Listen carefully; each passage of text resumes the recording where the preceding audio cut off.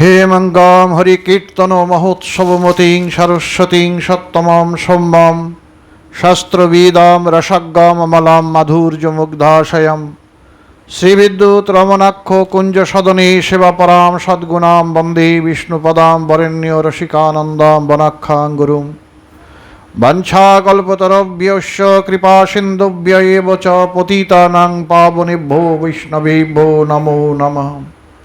নমো মহাবদন্নায় কৃষ্ণ প্রেম প্রদয়তে কৃষ্ণায় কৃষ্ণ চৈতন্য নাম্নে গৌরতীশে নমঃ। হে কৃষ্ণ করুণা সিন্ধু দীনবন্ধো জগৎপতে গোপীশা গোপিকা কান্ত রাধা কান্ত নমস্তুতে। তপ্ত কাঞ্চন গৌরাঙ্গী রাধে বৃন্দাবনেশ্বরী বৃষভানুসুতে দেবী প্রণমামি হরিপ্রিয়ে। বৃন্দা বৈ তুলসী দেব্যৈ প্রিয়া বৈ কেশবস্য চ কৃষ্ণ ভক্তি প্রদে দেবী সত্যবত্তৈ নমো নমঃ। নারায়ণাং নমস্কৃত্য নরং চৈব নরোত্তমাং দেবীং সরস্বতীং ব্যাসং ততো জয়ো মুদিরয়েৎ। হরে কৃষ্ণ কৃষ্ণ কৃষ্ণ হরে হরে হরে রাম রাম রাম হরে হরে। শ্রীনারদ পৌরোহিত্যায় ভগবান বৃত কাব্য কিলাসুরৈ ষণ্লামর্কৌ সুতৌ তস্য দৈত্যরাজ গৃহান্তিকে। হিরণ্যকশিপু আদি অসুরের যে গুরু শুক্রাচার্য,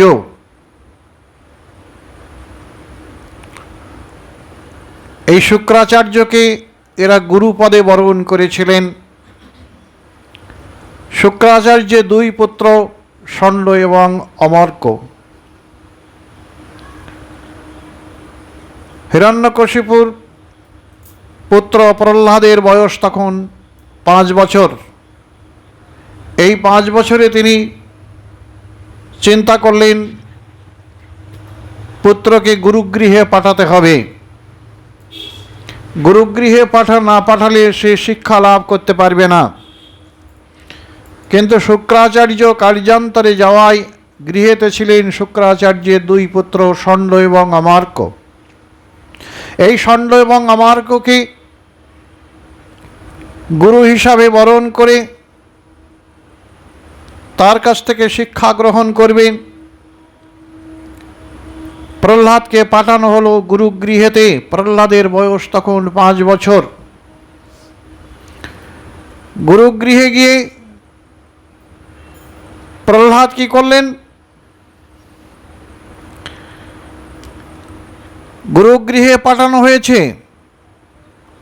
তৌরাজ্ঞা প্রাপিতাং বালম প্রহ্লাদ নয় কৌবিদাম পাঠায় মাসতু পাঠানন্নস্য সুর বালকান। যখন হিরণ্যকশিপুর পুত্র প্রহ্লাদকে যখন পাঠানো হয়েছে গুরুগৃহেতে প্রহ্লাদ অন্যান্য অসুর বালকগণের সঙ্গে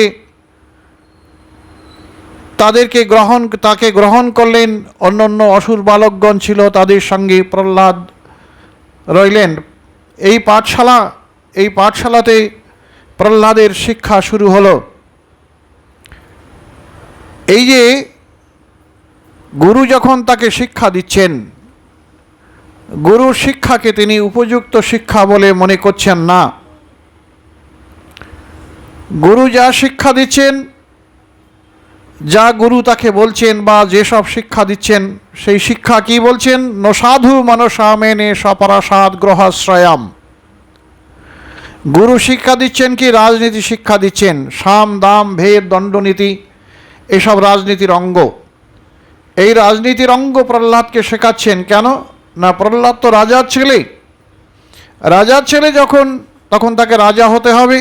তাই রাজবিদ্যা শিক্ষা দিচ্ছেন, রাজনীতি শিক্ষা দিচ্ছেন। সাম দাম ভেদ দণ্ডনীতি এসব ভালো করে শেখালেন। যে প্রহ্লাদকে শেখানোর সঙ্গে সঙ্গেই প্রহ্লাদ মনে মনে চিন্তা করছেন, এসব কি শিক্ষা? এ শিক্ষাকে তো আমি সাধু শিক্ষা মনে করি না। ন সাধু মনসা মেনে সপরাসাদ গ্রহাশ্রয়াম। এটি আমার আপন, এটি আমার পর। এই শিক্ষা সাধু শিক্ষা নয়। অয়ং নিজ পরবর্তী গণনা লঘু চেতসাম। উদারচরিতানন্ত বসুদৈব কুটুম্বকাম। এটি আমার আপন, এটি আমার পর, এটা লঘুচেতা ব্যক্তিগণ বলে থাকেন। কিন্তু উদারচরিত ব্যক্তিগণ তারা দেখেন যে বসুদৈব কুটুম্বকাম, এই পৃথিবীর সবাই আমাদের আপন, এই প্রকার তারা মনে করে। সবাই আমাদের কুটুম্ব, আপন, এটাই মনে করে। কিন্তু এই যে গুরুপুত্রদ্বয় অর্থাৎ আমার গুরু, তারা আমাকে কি শেখাচ্ছেন যে এটা তোমার দেশ, ওইটা অন্যের দেশ, এটা তোমার বাড়ি, এটা অন্যের বাড়ি। কিন্তু আজ আমার এদেশে জন্ম হয়েছে, আমি এদেশ আমার আপন। আমার যখন মরে অন্য দেশে জন্ম হবে তখন এদেশ হবে পর। সুতরাং এই যে আপন পর ভেদ বুদ্ধি, যেখানে গুরু আমাকে শিক্ষা দিচ্ছেন, আপন পর ভেদ বুদ্ধি করাচ্ছেন, এই ভেদ বুদ্ধিকে আমি যথার্থ শিক্ষা বলে মনে করি না। কারণ এই আপন পর ভেদ বুদ্ধি যেখানে আছে সেখানে শিক্ষা যথার্থ হয় না। প্রহ্লাদ এই প্রকার মনে মনে চিন্তা করছেন। আর অগত্যা গুরুদেবের যত শিক্ষা সব প্রহ্লাদকে শিখতে হচ্ছে। কারণ গুরুগৃহে গেছি, গুরুগৃহে গেলে সেখানে শিক্ষা লাভ করতেই হবে, শিক্ষা লাভ করতে হবে, পিতা পাঠিয়েছে। প্রহ্লাদও সেই শিক্ষা করলেন। এবার কিছুদিন শিক্ষা লাভ করবার পর প্রহ্লাদকে আবার রাজভবনে পাঠিয়েছেন, রাজবাড়িতে পাঠিয়েছেন, হিরণ্যকশিপুর কাছে পাঠিয়েছেন। হিরণ্যকশিপুর কাছে পাঠালে কয়াধু তাকে খুব আদর করে যত্ন করে সাজিয়ে পিতার কাছে অর্থাৎ রাজসভাতে পিতার কাছে পাঠাচ্ছেন। রাজসভায় পিতা বসে আছেন সভা অলঙ্কৃত করে, সকলকে নিয়ে, সমস্ত অসুরদের নিয়ে রাজসভা অলঙ্কৃত করে বসে আছেন। এখানে প্রহ্লাদকে মাতা কয়াধু ভালো করে সাজিয়ে গুছিয়ে তাকে পাঠিয়েছেন। যেমন বালককে সাজায় গোছায় সেরকমভাবে সাজিয়ে মা রাজসভাতে পাঠিয়ে দিয়েছেন। যখনই রাজসভায় পাঠিয়েছেন, রাজসভায় পাঠাবার সঙ্গে সঙ্গেই হিরণ্যকশিপু দেখলেন তার আদরের সন্তানকে, আদরের পুত্রকে। দেখে তিনি তাকে কাছে ডেকে তাকে আদর করে শিরোআঘ্রাণ করে তাকে কোলে বসালেন। পুত্রম অঙ্কমারাপ্য, পুত্রকে কোলে বসিয়েছেন। বসিয়ে হিরণ্যকশিপু মনে মনে চিন্তা করছেন, প্রহ্লাদকে তো গুরুগৃহে পাঠিয়েছিলাম, কিছুদিন তো গুরুগৃহে শিক্ষা লাভ হলো, কিন্তু কি শিক্ষা লাভ হলো এটা আমার তো একটু জানা দরকার। তা তাকে একটু প্রশ্ন করতে হবে। কি প্রশ্ন করবেন? আমি যদি একটা প্রশ্ন ঠিক করে পাঠাই যে এই বিষয়ের উপরে বলো, তুমি গুরুগৃহে যে শিক্ষা লাভ করেছ তার মধ্যে এই শিক্ষাগুলি তুমি বলো। এ কথা বললে প্রহ্লাদ বালক, সে হয়তো ঘাবড়ে যাবে, বলতে পারবে না যে কি শিক্ষা, সেটা হয়তো বলতে পারবে না। সেই জন্য ওই শিক্ষার কথা বলতে পারবে না। তাই প্রহ্লাদকে বলছেন যে কোনো নির্দিষ্ট কোনো বিষয় দিচ্ছেন না, তিনি সম্পূর্ণ কোনটা ভালো কোনটা মন্দ সব কিছু প্রহ্লাদের উপরে নির্ভর করছেন। কি বলছেন? পাপ্রচ্ছ কথ্যতাং বৎস মন্যতে সাধুযৎ ভবান। হে প্রহ্লাদ শোনো, মন্যতে সাধুযৎ ভবান, হে বৎস, স্নেহ করে, হে প্রিয় পুত্র আমার, স্নেহ করে তিনি আদর করে প্রহ্লাদকে কোলে বসিয়ে বলছেন যে তুমি তো গুরুগৃহে গিয়েছিলে, শিক্ষা লাভ করেছ, তা সেই শিক্ষার মধ্যে যাকে তুমি উপযুক্ত শিক্ষা বলে মনে করো, উপযুক্ত শিক্ষা যেটা, সেই শিক্ষার কথা তুমি আমাকে, তা থেকে তুমি কিছু আমাকে বলো, যেটা তোমার কাছে উপযুক্ত শিক্ষা বলে মনে হয়। প্রহ্লাদ মনে মনে চিন্তা করছেন যে আমাকে পিতা নির্বাচন করতে বলেছেন, কোনটি ভালো কোনটি মন্দ নির্বাচন করে, ভালো মন্দ বিচার করে ভালো শিক্ষাটাই আমাকে পিতাকে দিতে হবে। কিন্তু আমি কি করে দেব? পিতার কাছ থেকে আমি যে আদেশ পেয়েছি আদেশ আমি কি করে পালন করব? কারণ আমাকে যদি, পিতাকে যদি সন্তুষ্ট করতে হয়, তবে শুক্রাচার্যের দুই পুত্র ষণ্ড অমার্ক, যারা আমার গুরু, তারা যে কথা বলেছেন আমাকে সেই কথাই, সেই শিক্ষাই বলতে হয়। এই যে ষণ্ড অমার্ক এবং হিরণ্যকশিপু, প্রত্যেকটা শব্দ শ্রীমদ্ ভাগবতীর খুব গুরুত্বপূর্ণ। যেমন হিরণ্যকশিপু, হিরণ্য এবং কশিপু, হিরণ্য মানে কি? স্বর্ণ, হিরণ্য মানে কি সুবর্ণ আদি, আর কশিপু মানে বালিশ, বালিশ মানে মূর্খ। বলছেন যারা এই হিরণ্যকশিপু আসরিক বৃত্তি যাদের, তারাই হিরণ্যকশিপুর মতো। হিরণ্য মানে কি মূর্খ লোকেরা, তারা শুধুমাত্র বিষয় নিয়ে থাকে।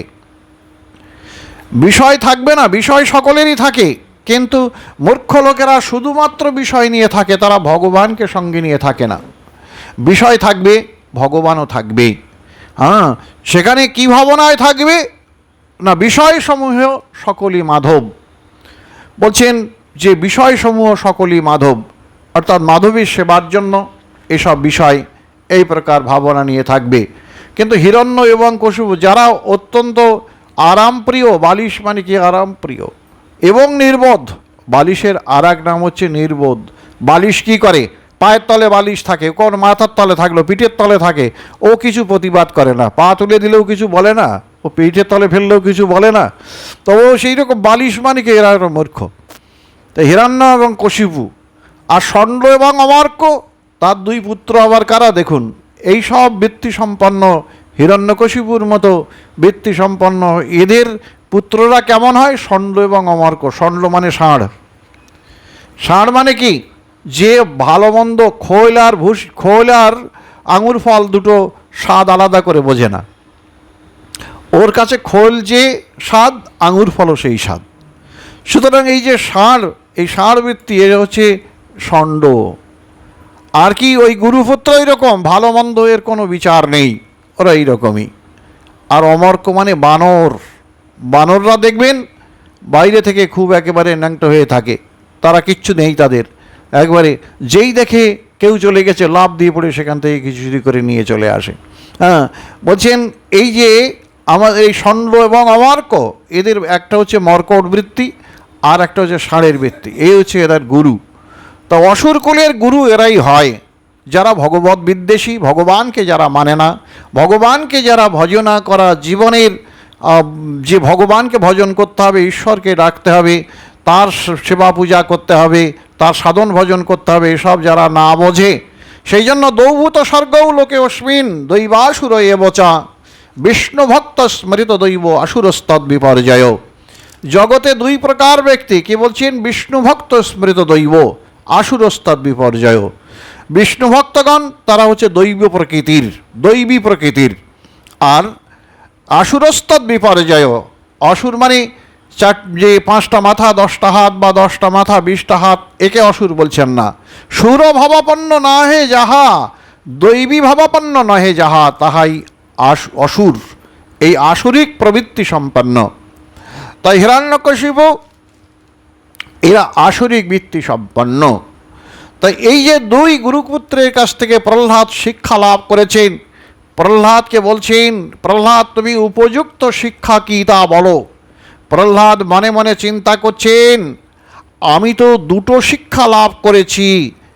এক শিখেছি 5 বছর বয়সে গুরুগৃহে থেকে, আরেকটি শিক্ষা লাভ করেছি যে মাতৃগর্ভে থেকে দেবর্ষি নারদের গৃহেতে যখন আমার জননী ছিলেন, তখন জননী প্রতিদিন সন্ধ্যাকালে দেবর্ষি নারদের কাছে ভগবতী কথা শুনতেন, এবং সেই সব সৎ আলোচনা, সৎ শিক্ষা আমি গর্ভে বসে শিখেছি। পিতা আমাকে বিচার করতে দিয়েছেন কোনটি ভালো কোনটি মন্দ, কিন্তু পিতা তো জানেন না যে সৎ শিক্ষা কোনটা, আমার বিচারে সৎ শিক্ষা কোনটা। কি করলেন না, হিরণ্যকশিপু ভ্রাতা হিরণ্যাক্ষকে বধ করেছেন। হিরণ্যকশিপুর ভ্রাতা হিরণ্যাক্ষকে বধ করেছেন ভগবান বরাহ অবতারে। বধ করবার পর হিরণ্যাক্ষ মনে মনে করছে, বিষ্ণু এখন রজগুণে, আমার ভ্রাতৃ হত্যার প্রতিশোধ নিতে হবে, ওই বিষ্ণুকে আমি যেভাবে হোক বধ করব, হত্যা করব। এই প্রকার চিন্তা করে ভগবান বিষ্ণুকে হত্যা করবে। দেখুন কি বুদ্ধি, ভগবান বিষ্ণুকে হত্যা করবে, তাই শক্তি সঞ্চার করতে হবে। ভগবান বিষ্ণু তো আমার থেকে খুব শক্তিশালী, তাই তাকে মারবার জন্য চিন্তা করতে হবে, তাকে হত্যা করবার জন্য চেষ্টা করতে হবে। কিন্তু হত্যা করা তো সহজ ব্যাপার নয়, কারণ হত্যা করতে গেলে শক্তি চাই। শক্তি না হলে কি করে হত্যা করব তাকে? শক্তি সঞ্চার করতে হবে। তাই তিনি চিন্তা করলেন যে আমাকে সাধনায় যেতে হবে, দীর্ঘদিন সাধনায় যেতে হবে। সাধনায় চলে গেছেন। হিরণ্যকশিপু কয়াধুকে বলে গেছেন, তুমি সাবধানে গৃহেতে থাকবে, আমি যাচ্ছি। প্রহ্লাদ তখন কিন্তু গর্বে। এই অবস্থায় রেখে হিরণ্যকশিপু যাচ্ছেন সাধনায়। তিনি গৃহ থেকে বেরিয়ে গিয়ে সাধনা স্থল নির্ণয় করলেন একটা বৃক্ষতলে, মন্দারাচল পর্বতে একটা বৃক্ষতলে গিয়ে সেখানে তিনি বসলেন। যখনই তিনি বসলেন তখন দেখছেন একটা গাছের উপরে একটা তোতা পাখি, সে নারায়ণ নারায়ণ নারায়ণ নাম জপ করছে। এটা শুনে হিরণ্যকশিপু মনে করছে, আরে এ কী হলো, আমি একটা শুভ কাজে এসেছি আর আমার শত্রুপক্ষের নাম করছে। নারায়ণ তো আমার শত্রু, নারায়ণের নাম করছে, তো নারায়ণ নারায়ণ নারায়ণ নাম করছে। তখন হিরণ্যকশিপু অনেক চিন্তা ভাবনা করে দেখলেন এ বড় ভালো দিন নয়। আমরা যেমন কোথাও যাওয়ার সময়, কোথাও শুভ কাজে যাওয়ার সময় যদি পথে দেখি ভগবানের নাম হচ্ছে, আমরা মনে করি আজকে দিনটা ভালো, বেশ শুভ দিন, আজ শুভ দিন। কিন্তু হিরণ্যকশিপু সেটা মনে করতে পারছেন না। হিরণ্যকশিপু ভাবছেন অসুর তো, আসরিক প্রবৃত্তি তো। সে বলছে আজকে দিনটা বড় শুভ নয়, সুতরাং আজ আমাকে গৃহেতে ফিরে যেতে হবে। গৃহেতে ফিরে গিয়ে আবার নতুন করে শক্তি সঞ্চার করে তারপর আমাকে আসতে হবে। আবার শুভ দিন দেখে আমাকে আসতে হবে। হিরণ্যকশিপু এবার গৃহেতে ফিরে গেলেন। গৃহেতে ফিরে গেলে কয়াধু জিজ্ঞাসা করছেন, কি গো তুমি সাধনা করতে গিয়েছিলে, খুব তাড়াতাড়ি ফিরে এলে, কি ব্যাপার? বলছেন আর বলো না, সাধনা কি ওখানে সাধন হয়? যেখানে আমি সাধন ভজন করতে বসবো সেইখানে একটা বৃক্ষ, সেই বৃক্ষের ডালে বসে একটা তোতা পাখি আমার শত্রুপক্ষের নাম করছে, শত্রুর নাম জপ করছে। কি বলছে? নারায়ণ নারায়ণ নারায়ণ জপ করছে। হিরণ্যকশিপুর পত্নী কয়াধু মনে করছেন, অহোভাগ্যম, আমার স্বামী কোনোদিনই নারায়ণ নাম জপ করেনি, তাই এবার যখন নারায়ণ নাম জপ করেছে তখন এর একটা মুক্তি হবেই। নাম যেভাবেই জপ করুক না কেন, সংকীর্তন পরিহাস্যম স্তবম হেলানাম এ বাবা, যেভাবে নাম করুক না কেন নামের ঠিক একটা ফল হবেই। আমার স্বামী এবার ঠিক একটা মুক্তির পথ তার সুগম হবে, এটা কয়াধু মনে করছেন। কয়াধু মনে করে আবার কয়াধু রাত্রিতে খেতে বসিয়ে দিয়েছেন। বারবার ঘুরিয়ে ফিরিয়ে জিজ্ঞাসা করে, ও তো এমনি অসুর, ভগবানের নাম করবে না, তাই ঘুরিয়ে ফিরিয়ে বারবার জিজ্ঞাসা করছে, না গো ওই যে পাখিটা কি বলল? বলে কেন, ওই যে নারায়ণ নারায়ণ নাম জপ করছিল। ও আচ্ছা তাই। আবার রাত্রিতে খেতে বসেছে, খেতে বসে রাত্রিতে তোর মাছি বসে না, তবু স্ত্রী সুলভ স্বভাব বশত একটু পাতের উপরে একটু হাত নেড়ে জিজ্ঞাসা করে, আগো পাখিটা কি বলছিল যেন? ওদের নারায়ণ নারায়ণ বলছিল, ওই পাখিটা নারায়ণ নারায়ণ যতবার পারে নারায়ণ নামটা উচ্চারণ করিয়ে নিয়েছে। এবার হিরণ্যকশিপু দিনক্ষণ দেখে আবার সাধনায় চলে গেছেন। সাধনায় চলে গেলে এবার কয়াধু একা গৃহেতে আছেন। এই সময় দেবতাগণ এসেছেন। দেবতাগণ এসে কয়াধুকে হরণ করে নিয়ে যাচ্ছেন। পথিমধ্যে দেবর্ষি নারদের সঙ্গে দেখা। দেবর্ষি নারদ জিজ্ঞাসা করছেন, তোমরা একে কোথায় নিয়ে যাচ্ছ? বলছেন আমরা একে হত্যা করব। কেন? বলছেন এর গর্ভে ভয়ঙ্কর অসুর জন্মগ্রহণ করবে। হিরণ্যকশিপুর পুত্র এর গর্ভে আছে, সন্তানের গর্ভে আছে। বলছেন দেবতাদের বলছেন দেবর্ষি নারদ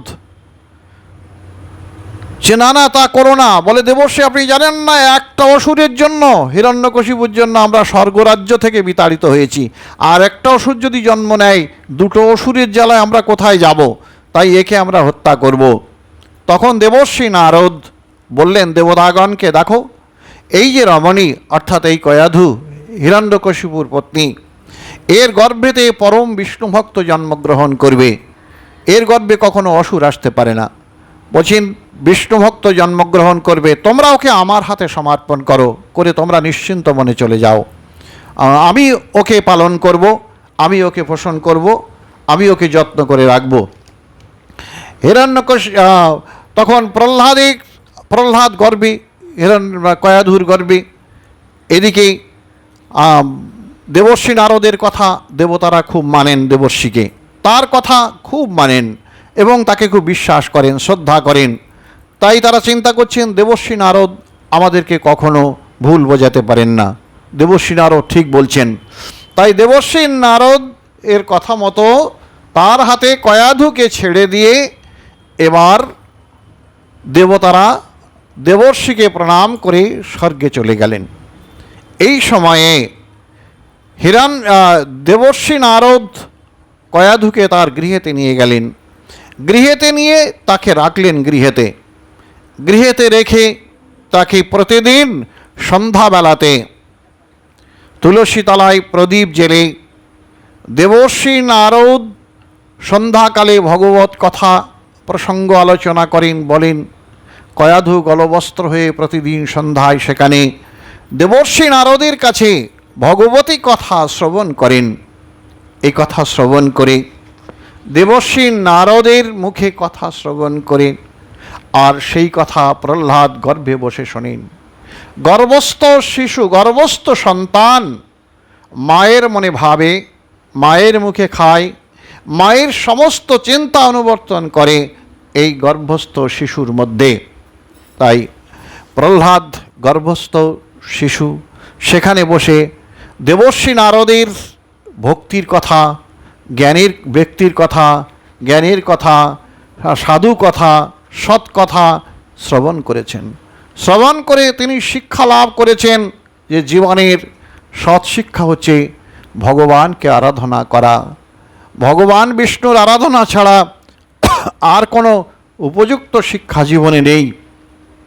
এর থেকে বড় শিক্ষা আর কিছুই হতে পারে না। এই প্রকার চিন্তা করছেন এর থেকে বড় শিক্ষা আর কিছুই হতে পারে না। এই যে শিক্ষা তার লাভ হয়েছে, প্রহ্লাদ এবার মনে মনে চিন্তা করছেন, আমি তো মাতৃগর্ভে বসে একটা শিক্ষা লাভ করেছি। পিতা আমাকে কোলে বসিয়ে আদর করে শিরোঘ্রাণ করে যত্ন করে জিজ্ঞাসা করছেন, পাপ্রচ্ছ কত্যতং বৎস মন্যতে সাধু যৎ ভবান। হে প্রহ্লাদ, তুমি যাকে সাধু কথা বলে মনে করো তা তুমি বলো। এ কথা যখন বললেন তখন চিন্তা করছে, পিতা তো বিচারটা আমার উপরে ছেড়ে দিয়েছে, কোনটা ভালো কোনটা মন্দ আমাকে বিচার করে বলতে হবে। আর আমি যদি এখন ভগবান বিষ্ণুর পক্ষ নিয়ে কথা বলি তাহলে তো বিপদ আছে, কারণ পিতা আমাকে শাস্তি দেবে। কিন্তু তা হোক, ভক্তগণের লক্ষণ হচ্ছে কি, যদি জীবকে যদি ভগবানের পথে নিয়ে যেতে পারি, ভগবানের উপদেশ দিতে পারি ভগবানের কাছে যাওয়ার জন্য, তবে তার জন্য যদি সে আমাকে কিছু দুঃখও দেয় তবে দুঃখটাও ভালো, দুঃখটা আমাকে বরণ করতে হবে। কারণ ভগবানের কাছে তস্য উপদেষ্টা পুরুষ প্রায়ণ ভাগ্যেন লভ্যতে। বলছেন জগতে সেই যে তস্য উপদেষ্টা পুরুষ, ভগবানের কথা যে বৈকুণ্ঠ সাধক পন্থা শতু গোপ্যহি বর্ততে, সেই বৈকুণ্ঠের পথ, কুণ্ঠাতীত ভূমিকায় যাওয়ার পথটা আজও গোপন আছে। আর সেই গোপন পথে তস্য উপদেষ্টা পুরুষ প্রায়ণ ভাগ্যেন লভ্যতে, সেই পথের উপদেষ্টা পুরুষ জগতে মেলে না, খুব কম মেলে, জগতে মেলে না। তাই প্রহ্লাদ যখন ভাগ্যবশে দেবর্ষি নারদের কাছে সৎ শিক্ষা লাভ করেছেন, দেবর্ষি নারদের কাছে যখন ভাগ্যবশে সৎ শিক্ষা লাভ করেছেন, তখন তার একটাই উদ্দেশ্য যে যেভাবেই হোক না কেন আমি আমার পিতাকে সৎ উপদেশ দান করব। আমার পিতা যেন জানতে পারে, বুঝতে পারে যে ঈশ্বর আরাধনাই জীবের সর্বশ্রেষ্ঠ কর্তব্য, ভগবানের আরাধনা সর্বশ্রেষ্ঠ কর্তব্য। জীবনে কোনো না কোনো দিন জীবনে মানুষ যদি ঠিকভাবে জীবনে বেঁচে থাকে, যদি জীবনের শেষ ভাগে গিয়ে সে খুব অনুতাপ করে, কেন বা ভজিনু মায়া করে হায় হায়, তখন মনে করে চিন্তা করে হায় হায় আমি শুধুমাত্র মায়ার ভজনা করেছি, ঈশ্বরকে ভজনা করিনি, ভগবানকে ভজনা করিনি, ভগবানের চরণে আমি নিজেকে উৎসর্গ করিনি, আমি কি করেছি সারা জীবন ধরে। এই প্রকার দুর্ভাবনায় ভাবিত হয়ে যায় সে। অন্তিমকালে তখন ভগবানের চরণ স্মরণ হয় না, হতাশায় বিপর্যস্ত হয়ে যায়। এই বিপর্যস্ত হওয়ায় মায়ার কথা চিন্তা করতে করতে, জগতের কথা চিন্তা করতে করতে, পৃথিবীর কথা চিন্তা করতে করতে, স্বজন পরিজনের কথা চিন্তা করতে করতে এই পৃথিবী থেকে যখন চলে যায়, তখন আবার সেই এই মর্তলোকে এসে শঙ্করাচার্যের ভাষায় পুনরপি জনমাম পুনরপি মরণাম পুনরপি জননী জঠরে শয়নাম, আবার মাতৃগর্ভে প্রবেশ করে, আবার ভূমিষ্ঠ হয়, আবার মাতৃগর্ভে প্রবেশ করে। এই জন্ম মৃত্যুর মালা চক্রে সে পরিভ্রমণ করে, কিছু থেকেই সে মুক্তি হতে পারে না। অত সহজ নয় এই জন্ম মৃত্যু চক্র থেকে মুক্ত হওয়া অত সহজ নয়। পৃথিবীতে সাধন না করলে, ভজন না করলে, গুরু প্রদর্শিত পন্থায় সাধন ভজন না করলে সে জীবনে কখনো এই মুক্ত হতে পারে না, কোনোদিন মুক্ত হতে পারে না। আমরা ভরত মহারাজের কথা জানি না? ভরত মহারাজ হরিণ শিশুকে পালন করে হরিণে আকৃষ্ট হয়ে অবশেষে তিনি হরিণ জন্ম প্রাপ্ত হয়েছিলেন। কেন হরিণ জন্ম প্রাপ্ত হবেন? জীবকে দয়া করলে তার উপরে বড় কোনো কাজ নেই। একটা হরিণ শিশু জলে পড়ে যাচ্ছিল, ডুবে যাচ্ছিল, তাকে রাজা ভরত তিনি হরিণ শিশুকে রক্ষা করেছিলেন। তা রক্ষা করে, হরিণ শিশুকে রক্ষা করা, একটা প্রাণীকে রক্ষা করা, একটা জীবকে রক্ষা করা, একটা জীবকে দয়া করা, সেটা তো একটা মহান কাজ। সেই কাজের পুরস্কার কি তার পশু জন্ম হয়? কিন্তু হলো। সেই কাজের পুরস্কার কি হলো? না, ওই হরিণ চিন্তা করতে করতে ভরত মহারাজ তিনি হরিণ জন্ম লাভ করলেন। তাহলে কেন? দয়া করলেন, সেবা করলেন, সেবা করার পরে তার পশু জন্ম হলো। এটা কি কথা? বলে যাই করো না কেন, জগতে যত সেবা করো না কেন, যদি ভগবানের সেবা যদি তার সঙ্গে যোগযুক্ত না হয় তবে সবই কর্ম হয়ে যাবে। সেই কর্ম বিপাকে গতাগতি, সেই কর্মের দ্বারা তোমার এই সংসার জগতে গতাগতি হবে। কর্ম বিপাকে তোমাকে গতাগতি করতে হবে। এর থেকে তোমার মুক্ত হওয়ার কোনো উপায় নেই, কোনো রাস্তা নেই, সেখান থেকে তুমি বেরোতে পারবে না। কর্ম বিপাকে গতাগতি, কর্ম বিপাকে আমাকে জন্মগ্রহণ করতে হবে, মরতে হবে, জন্মগ্রহণ করতে হবে। এর থেকে বেরিয়ে যে ভগবান শ্রীহরির অনন্ত আনন্দ লোকে জীবের যে নিত্য স্থিতি, যেখানে গেলে যদ্গত অনানিবর্তন্তে, যেখানে গেলে জীবকে আর এই মায়ার রাজ্যে ফিরে আসতে হয় না, যেখানে গেলে জীবকে জন্ম মৃত্যুকে অতিক্রম করে দিব্য আনন্দময় শাশ্বত সনাতনী অনন্ত আনন্দময় যে ভগবানের আনন্দলোক, সেই আনন্দলোকে প্রবেশ করলে জীবের আর কোনো দুঃখ থাকে না। জীব এই জগৎ থেকেই চিরতরে, এই জগতের জন্ম মৃত্যুর বন্ধন থেকে চিরতরে মুক্ত হয়ে সেই আনন্দলোকে ফিরে যেতে পারে। আজ প্রহ্লাদ মহারাজ চিন্তা করছেন যে যেভাবেই হোক না কেন আমার পিতার কল্যাণ করতে হবে। তাই পিতার কল্যাণের জন্য যদি পিতা আমাকে শাস্তি দেয়, কারণ আমার পিতা অসুর, আমি তার পুত্র, আমি সাধারণত অসুরের পক্ষ নিয়ে কথা বলবো, আমি বিষ্ণুপক্ষ হয়ে কথা বলবো না। কিন্তু এটা তো উত্তম কথা নয়, এটা তো সাধু কথা নয় যে আমি ভগবানের পক্ষ হয়ে কথা বলবো না।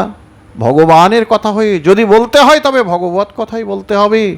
ভগবানের কথা যারা, ভগবান কি বলছেন? মৎ কথা বাচকং নিত্যং, মৎ কথা শ্রবণে রত, মৎ কথা প্রীতিমানসাম নহং তক্ষ্যামি তং নরম।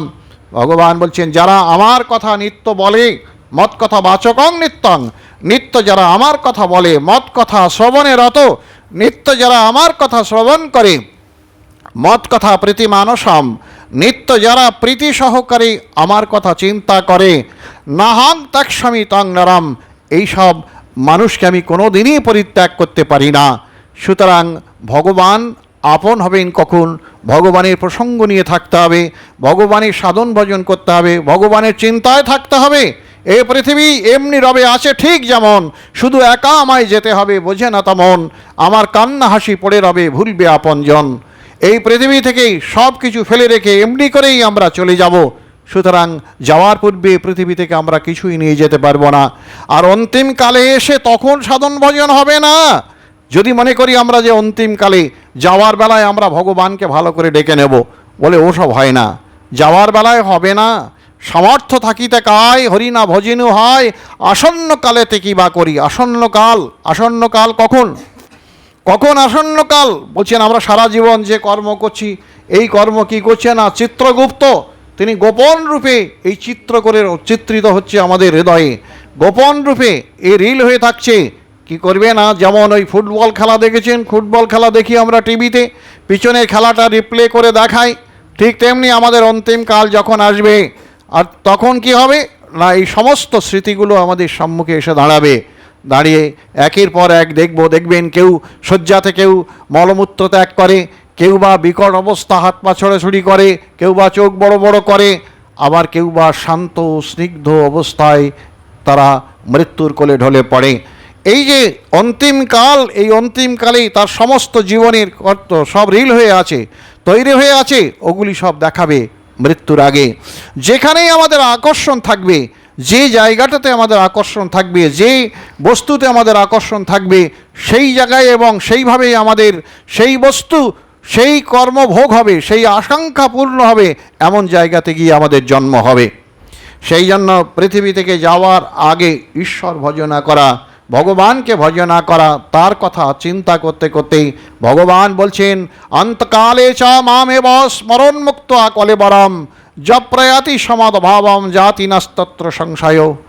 অন্তকালে চ মামেব স্মরণমুক্ত কলেবরম, অন্তিমকালে যে আমাকে স্মরণ করতে করতে দেহ ত্যাগ করে, যা প্রয়াতি, যিনি দেহ ত্যাগ করেন, জাতি মদ ভাবম, সেই আমার ভাব প্রাপ্ত হবে, এ বিষয়ে কোনো সংশয় করো না হে অর্জুন, সে বিষয়ে কোনো সংশয় করো না। যং যং বাপি স্মরাং ভাবাম ত্যাজতি অন্তে কলেবরাম তং তমে বৈতিক অন্তে সদা তদ ভাব ভাবিত।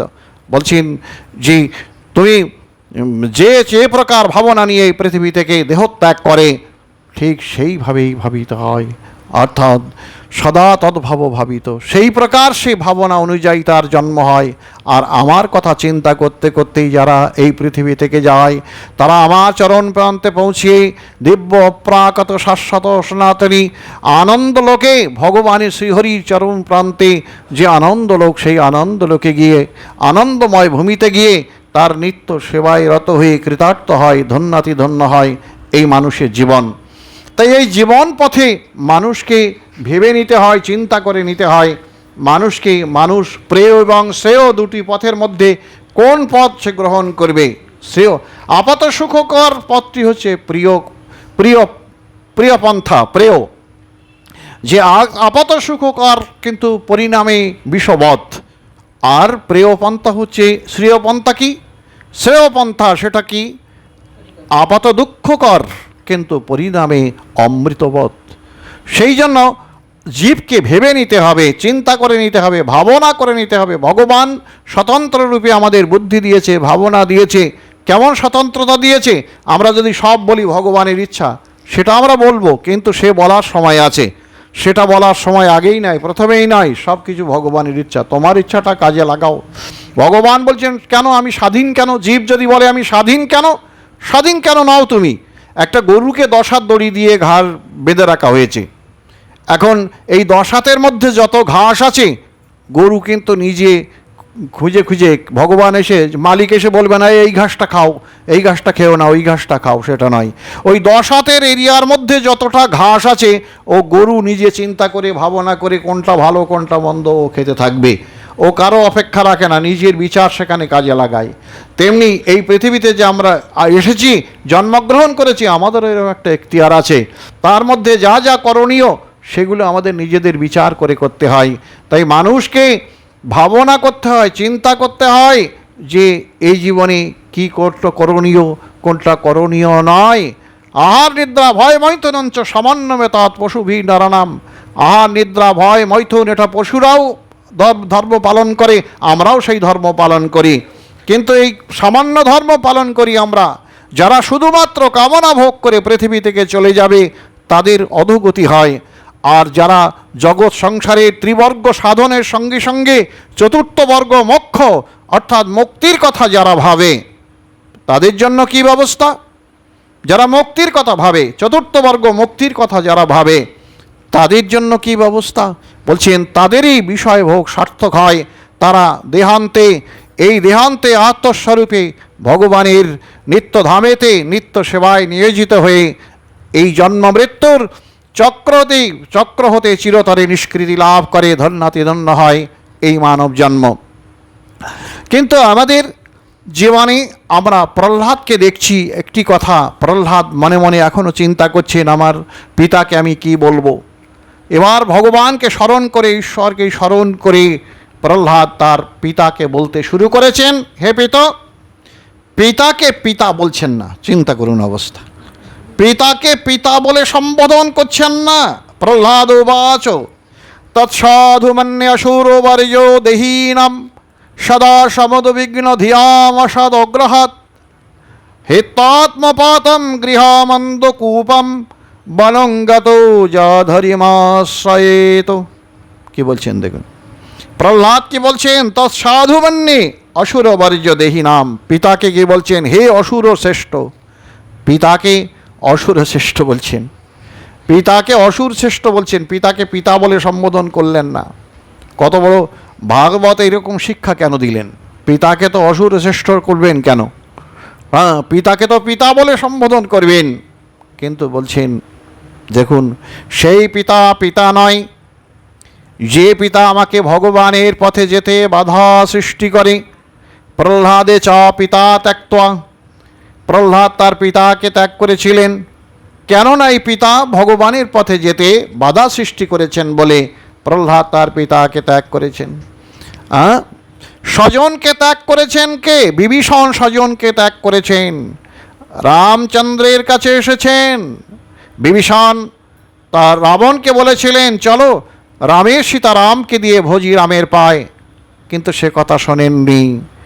বিভীষণ দেখলেন এখানে পতন নিশ্চিত, তাই আমি এখান থেকে চলে যাই, আমি আমার শ্রেয় পথটা গ্রহণ করি, রামচন্দ্রের চরণে গিয়ে আমি আত্মনিবেদন করি।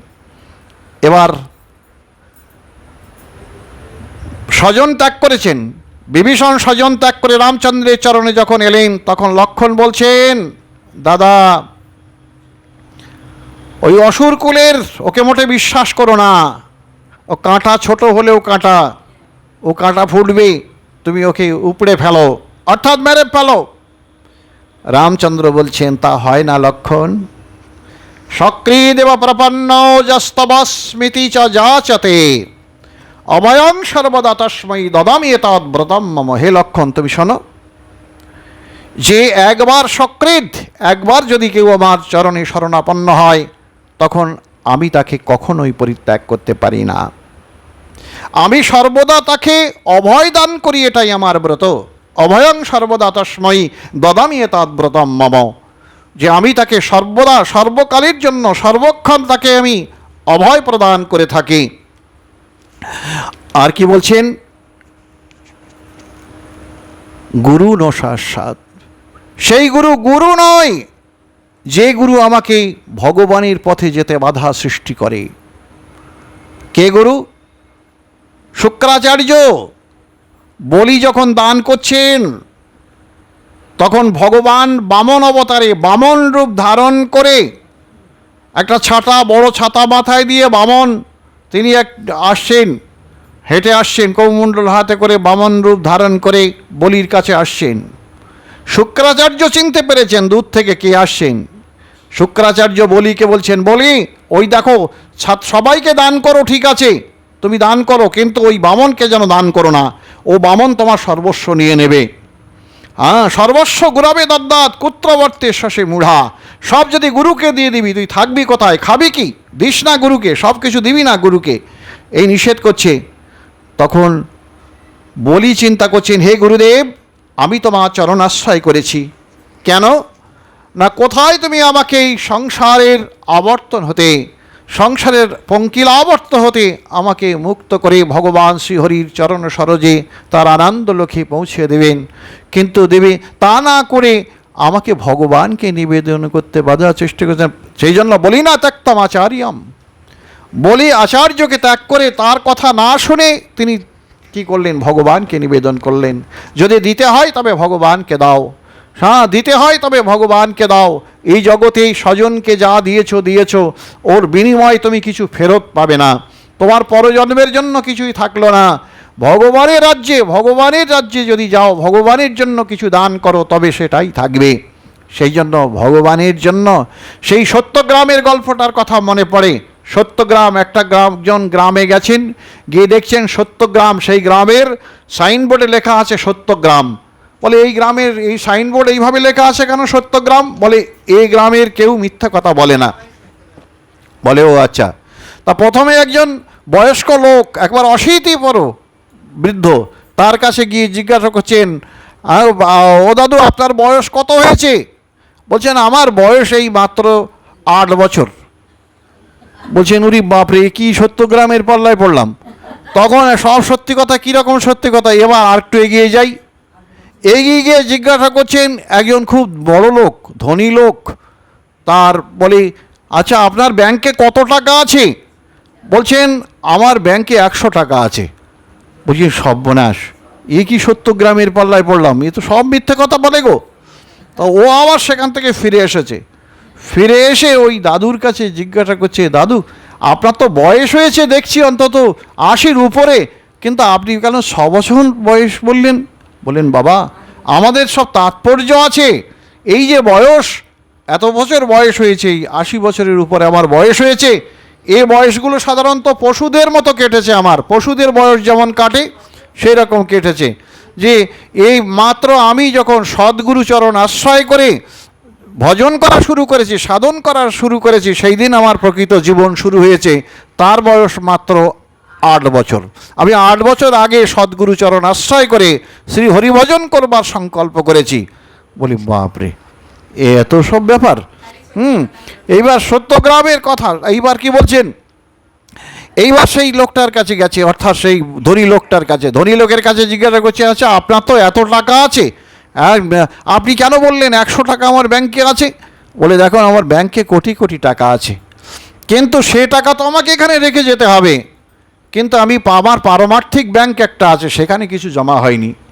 একবার একটা দেব মন্দির করবে বলে সবাই মিলে আমার কাছে এসেছিল, দেব মন্দিরের জন্য কি আমি কোনোদিন কোথাও কিছু দান করিনি, আমি 100টি টাকা তাদেরকে দান করেছিলাম। ওই টাকাটি আমার পারমার্থিক ব্যাংকে আছে, আর এখানকার টাকা তো এখানে থাকবে, সুতরাং আমার ওই 100 টাকাই ব্যাংকে আছে। শুনে তো অবাক হয়ে গেল। সুতরাং আমাদের এই যে ভাবনা, আমাদের এই যে অবস্থা, এই অবস্থায় আমাদের জীবন কাটে, এই অবস্থায় আমরা অগ্রসর হই। তাই সেখানে বলছেন, বলি না ত্যক্তম আচার্যাম, আচার্য কি করলেন, বলি কি করলেন না, আচার্যকে ত্যাগ করলেন। যে না, সেই গুরু নয় যে আমাকে ভগবানের পথে যেতে বাধা সৃষ্টি করে। মাতানো শাশ্বত, সেই মাতা নয়, যে মাতা, যে জননী ভগবানের কাছে, যে ভগবানকে সেবা করতে, ভগবানকে আপন করে নিতে, ভগবানের চরণে যেতে বাধা সৃষ্টি করে, সেই মাতাকে মাতা জননী, সেই জননী হতে পারে না। যখন রামচন্দ্রকে বনে পাঠিয়ে দিয়েছেন, পাঠিয়ে দিয়ে ভরতের জন্য সিংহাসন তৈরি করে রেখেছেন, ভরত তখন মামার বাড়িতে, ভরত মামার বাড়ি থেকে ফিরে আসলে কইকেয়ী একেবারে পরম আনন্দে ভরতের কাছে গিয়ে হাসতে হাসতে ভরতকে বলছেন, তুমি এসেছো বেশ ভালো হয়েছে, আমি এদিকে তোমার জন্য সিংহাসনে বসার ব্যবস্থা করে রেখেছি, সব ব্যবস্থা পাকা। রামচন্দ্রকে বনে পাঠিয়ে দিয়েছি, আর তুমি এখন নিষ্কণ্টকে রাজা হও, আমি রাজমাতা হব, কত আকাঙ্ক্ষা। ভরত তখন বলছেন, হায় হায় রে মুগ্ধা জননী, তুমি কিছুই বুঝলে না। ভরত এত ক্রোধান্বিত হয়ে গেছে। ভরত বলছেন, দেখো মা, তুমি যদি আমাকে গর্ভে ধারণ না করতে, তুমি গর্ভে ধারণ করেছো আমাকে, যদি তুমি আমাকে গর্ভে ধারণ না করতে, তবে ভরতের এই বলিষ্ঠ হস্ত মাতৃবধ করতে কুণ্ঠাবোধ করতো না, আমি তোমাকে বধ করতাম। দেখুন আমাদের কৃষ্টিতে, ভারতীয় কৃষ্টিতে ভগবানের কাছে তুমি ভগবানকে বনে পাঠিয়েছো, রামচন্দ্রকে বনে পাঠিয়েছো, পাঠিয়ে তুমি আমার জন্য সিংহাসন রচনা করে রেখেছো। এটা তোমার কেমন বুদ্ধি, কেমন বুদ্ধি এটা তোমার। দেখুন, পতি নশাস্বাদ, সেই পতি নয় যে পতি ভগবানের কাছে যেতে বাধা সৃষ্টি করে। যাজ্ঞিক পত্নীগণ তারা সব কৃষ্ণ বলরাম ক্ষুধায় কাতর, একথা শ্রীরাম গিয়ে বলেছিলেন যে যাজ্ঞিক পত্নীগণের কাছে বললে তারা সারি সারি, প্রথমে যাজ্ঞিক ব্রাহ্মণকে বলেছিলেন, তারপর তারা শোনেননি কথা, এবার যাজ্ঞিক পত্নীগণের কাছে গিয়ে বললেন কৃষ্ণ বলরাম ক্ষুধায় কাতর। তারা কি করেছিলেন, কৃষ্ণের জন্য সারি সারি পসরা নিয়ে তারা মাথায় করে থালা সাজিয়ে তারা কৃষ্ণের কাছে এসেছিলেন। কৃষ্ণের কাছে এসে কৃষ্ণকে তারা কোলে বসিয়ে হাতে করে খাইয়ে তারা ফিরে গেলেন অপরাহ্নকালে। যখন ফিরে গেলেন সেই যাজ্ঞিক বিপ্রগণ তারা বলছেন, ধিক জন্ম অনাস্ত্রিবিদ বিদ্যাং ধিক কুলাং ধিক বহুজ্ঞাতম বিমুখা যেত অধক্ষজে। বলছেন আমাদের কুলে ধিক, আমাদের বিদ্যায় ধিক, আমাদের জন্মে ধিক, আমাদের সব কিছুতে শতধিক। কারণ এই যাজ্ঞিক পত্নীগণ এরা পতির আদেশকে অমান্য করে তারা গিয়েছিলেন কৃষ্ণ সেবার জন্য। সুতরাং ভগবানের সেবার জন্য বহু কিছুকে অতিক্রম করা যায়, কিন্তু কোনো কিছুর জন্য ভগবানকে অতিক্রম করা যায় না। এটা একটা বিধান। তাই প্রহ্লাদ কি বলছেন যে তৎসাধু মন্যে অসুরবর্জ্য দেহি নাম, হে অসুর শ্রেষ্ঠ, আমি তাকেই সাধু কথা বলে মনে করি। কি সাধু কথা, কি সাধু কথা, আমরা এটা কালকে আবার আলোচনা করব।